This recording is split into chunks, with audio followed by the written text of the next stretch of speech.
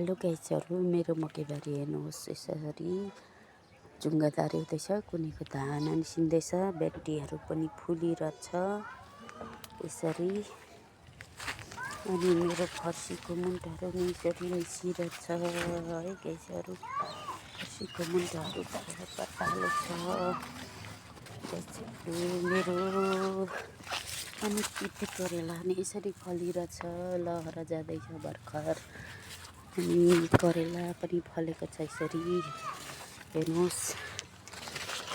गरेन भने के नै नहुने रहेछ, सब थोक हुने रहेछ है साथी। सब्जीबारी, मकैबारी, मकैमा दुनियाँभरि यसरी भइरहेछ। यो अलिक अगुवा रोपेको मकैहरू है।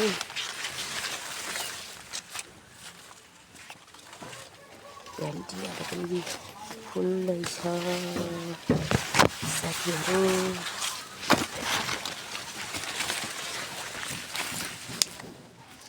तुने बुढी पनि यसरी फुल्दैछ, लहरा जाँदैछ, फल्दैछ।